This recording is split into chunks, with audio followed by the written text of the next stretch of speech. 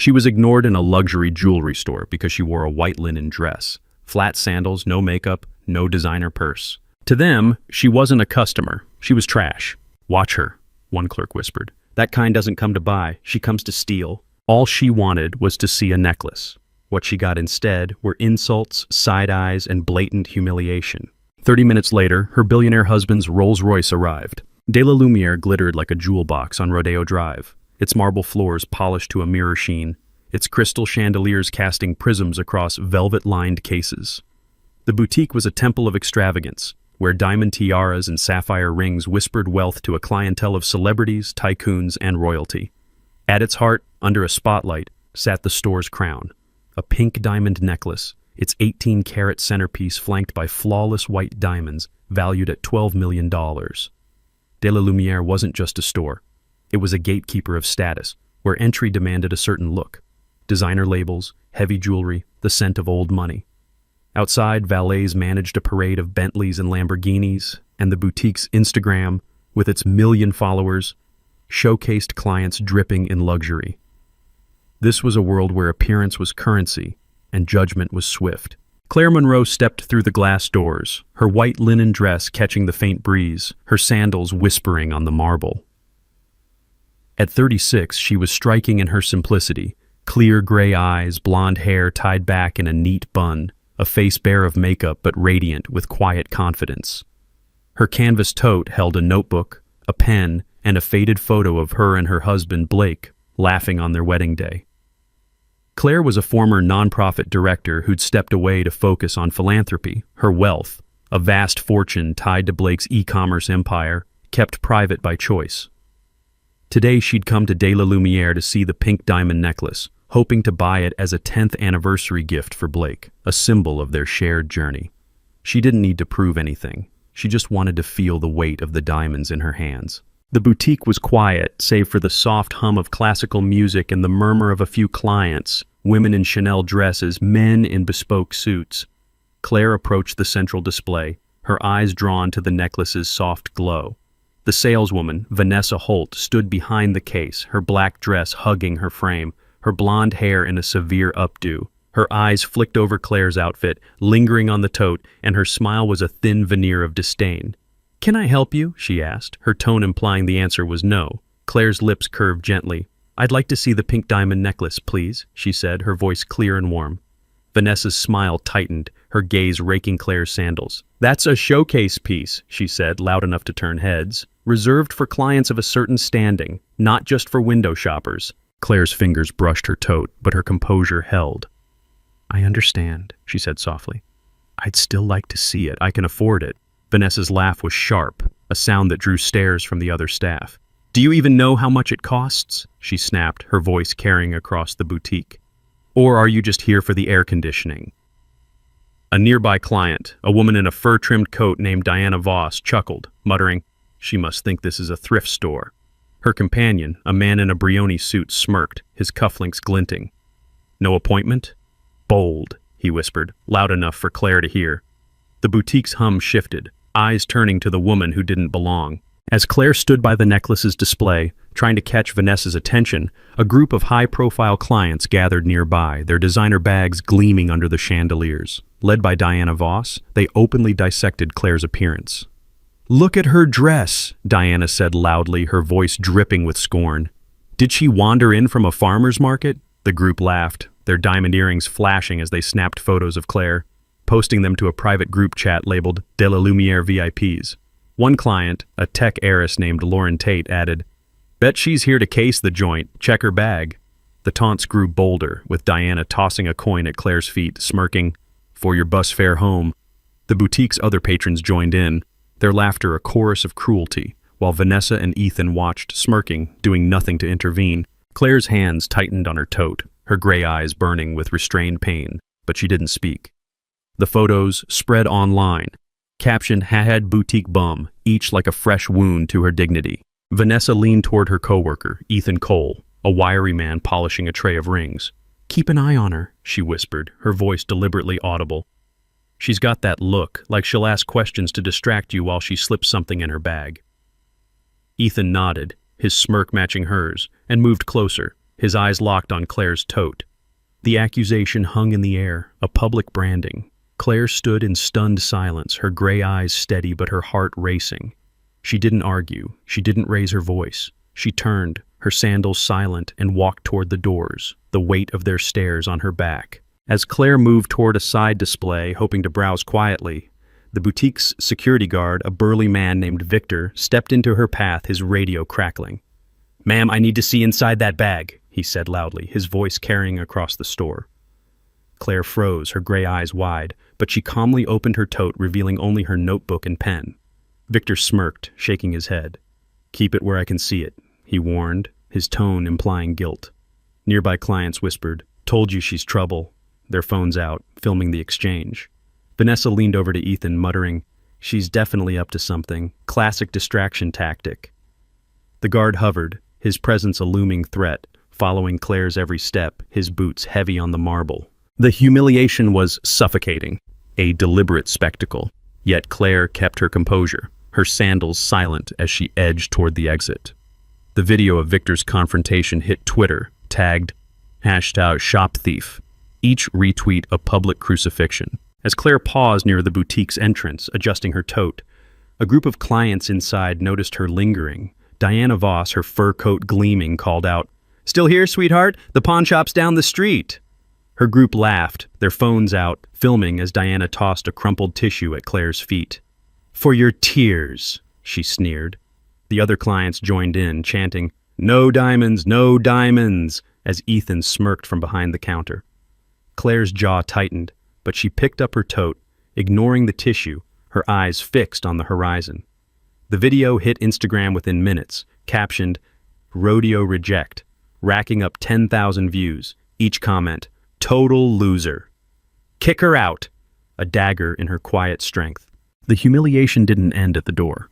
Vanessa followed Claire to the exit, her heels clicking, and called out, "Don't come back unless you've got a real budget." The words echoed across the boutique, drawing laughter from the staff and clients. Ethan tossed a mock wave, shouting, "Try a mall next time." A security guard stationed by the door chuckled, his radio crackling as he muttered, "Thought she'd grab and run." Claire's fingers tightened on her tote, but she didn't look back. She stepped onto the sidewalk, her linen dress catching the breeze, and pulled out her phone.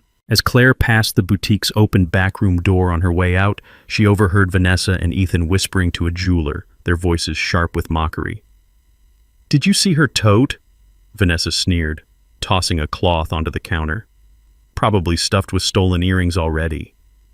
Ethan laughed, sorting a tray of rings. "Bet she thought De La Lumiere was a clearance sale." The jeweler, a stern woman named Carla, chuckled. "She's got no business here, probably fishing for a rich husband." Their laughter spilled into the hallway, loud enough for Claire to hear as she adjusted her tote. A passing staffer glanced at her, then looked away, complicit in silence. The gossip spread to the boutique's internal Slack channel, screenshots leaking online, each jibe fueling the narrative of Claire as a thief unworthy of their world. Claire's jaw tightened, her gray eyes flickering with pain, but she kept walking, the staff's words a fresh cut against her dignity.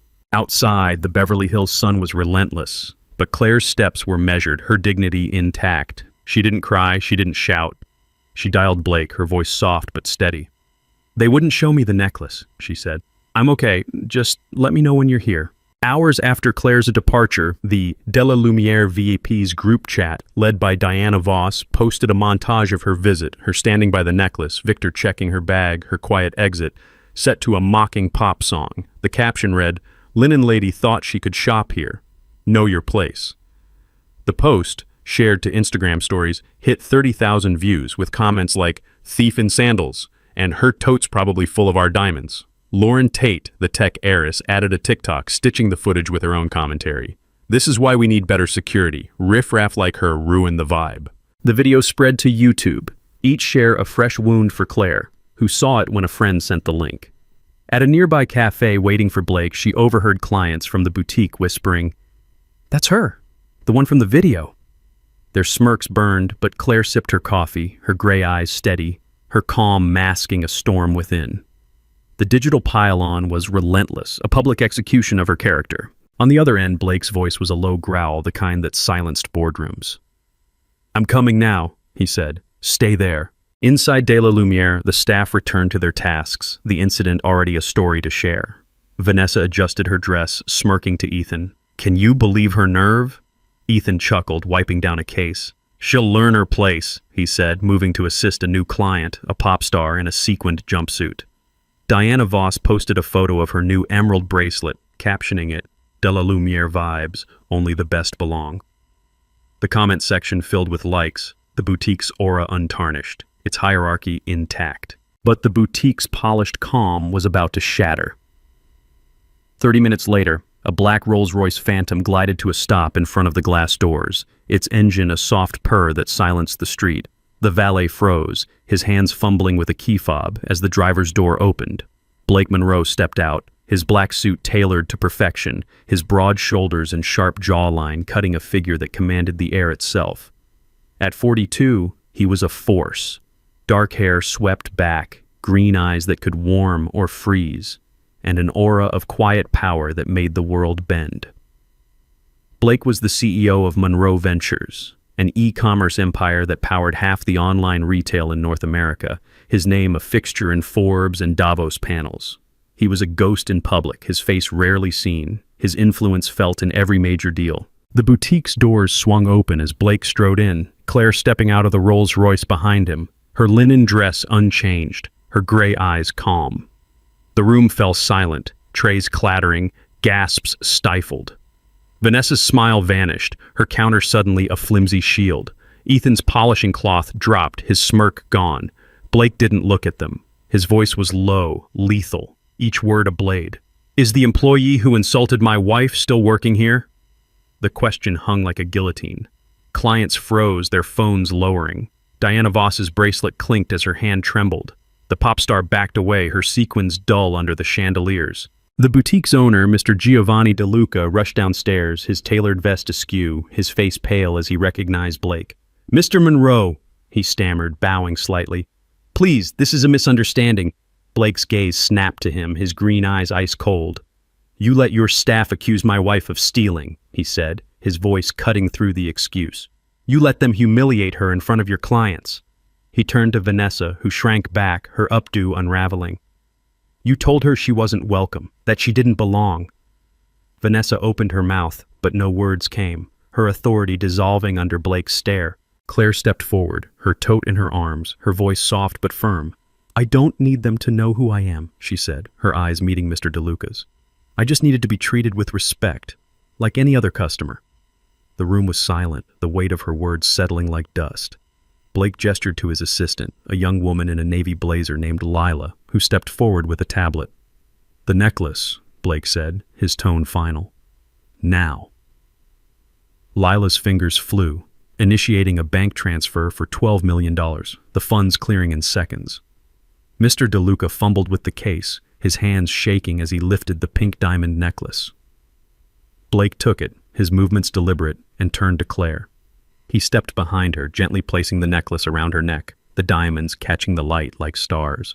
"Now she doesn't have to ask anyone for permission," Blake said, his voice quiet but resonant, each word a verdict. The boutique's silence was deafening, clients staring, staff frozen. Vanessa's face drained of color, her heels unsteady. Ethan looked down, his hands trembling. Mr. De Luca, his voice barely a whisper, turned to Vanessa. "You're fired," he said, his eyes darting to Blake. "Pack your things and leave. Now." Vanessa stammered, tears welling, but no one moved to help her. The security guard, once complicit, stepped aside, his radio silent.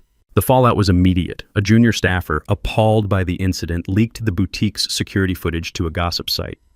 The video, Vanessa's sneer, Ethan's wave, Diana's tissue toss went viral, hitting 20 million views in hours. TikTok exploded with "Had the Linen Lady," users stitching the clip with captions. They called her a thief. "Justice for Claire." The footage showed Claire's quiet dignity, her calm exit, and Blake's entrance, the necklace moment replayed endlessly. Instagram reels looped the phrase, "Now she doesn't have to ask." Each share a cheer for Claire's triumph. De La Lumiere's pristine reputation cracked, its Yelp page flooded with one-star reviews. "Elitist garbage. Boycott this place." Vanessa's name became a synonym for cruelty. Her LinkedIn profile was mocked, Her modeling gigs canceled as brands distanced themselves. Ethan's job prospects vanished, his smirk a memory in Beverly Hills retail scene. Diana Voss's influencer career tanked, her emerald bracelet post buried under comments like, "You laughed at Claire?" Her follower count plummeted, her status no shield.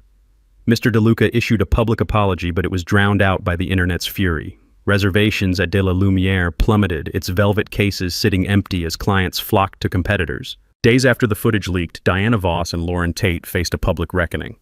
Diana, desperate to salvage her influencer status, posted a tearful apology video, claiming she misjudged Claire, but it backfired, racking up 500,000 dislikes and comments like, "Too late, bully." Her endorsement deals vanished, her fur coat auctioned to pay debts. Lauren's tech startup lost $20 million in funding after investors, citing her toxic behavior, pulled out, her TikTok account suspended for hate speech. A coalition of De La Lumiere's former clients, inspired by Claire's grace, launched a boycott, their open letter, signed by 200 high-profile names, condemning the boutique's elitism. The letter, published in Vogue, praised Claire as a beacon of dignity, its viral spread cementing her as a cultural hero. At a Lumiere Fund event, a young woman approached Claire, tearfully sharing how the boycott gave her courage to leave a discriminatory job. Claire hugged her, her linen dress radiant, her victory a ripple that changed lives. The viral footage didn't just shame De La Lumiere, it triggered a legal avalanche. A class-action lawsuit backed by Monroe Ventures' legal team was filed against the boutique for discriminatory practices, citing Claire's treatment and testimonies from former employees about systemic bias. The suit named Vanessa, Ethan, and Mr. DeLuca, their reputations shredded as court documents detailed their actions. Vanessa's fashion blog collapsed, her name blacklisted by luxury brands. Ethan's retail career ended, his LinkedIn flooded with "Hat thief caller" comments. Mr. DeLuca faced a $10 million fine, his boutique chain losing major investors. The lawsuit settlement funded anti-discrimination training for 1,000 retail workers, with Claire's Lumiere Fund overseeing the program. Social media hailed the verdict, had Diamond Justice trending as users posted, "They judged her dress, now they're jobless." Claire watched the news from her bungalow, her toad on the table, her heart steady with the knowledge that justice had reshaped an industry. The world cheered her quiet victory, a triumph born of dignity, not vengeance. The boutique's Instagram lost 100,000 followers, its aura of exclusivity now a cautionary tale. But the story didn't end with the necklace. A week later, Claire stood at a press conference in a simple navy dress, the pink diamond necklace absent, her tote on a chair nearby. She faced a crowd of reporters, her gray eyes steady, and announced the creation of the Lumiere Fund, a nonprofit seeded with $12 million, the necklace's full value.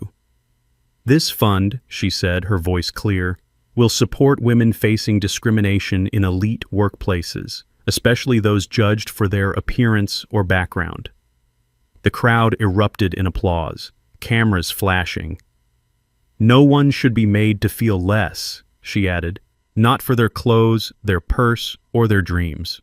The announcement trended globally, had Lumiere Fund eclipsing The Linen Lady, each share a testament to Claire's vision. The fund's impact was swift. Within months, it had trained 500 women in leadership skills, funded legal aid for workplace harassment cases, and partnered with universities to study bias in luxury retail. Claire oversaw every detail, her notebook filled with ideas for outreach, her tote a constant at board meetings. Blake supported her quietly, his Rolls-Royce parked outside. But it was Claire's heart that drove the mission. The necklace, now in a museum on loan, became a symbol, not of wealth, but of resilience. Women across the country sent Claire letters, sharing stories of being dismissed, mocked, or underestimated. She read each one, her gray eyes bright with purpose. De La Lumiere never recovered. 6 months later, it shuttered its Rodeo Drive location, its chandeliers dim, its cases empty.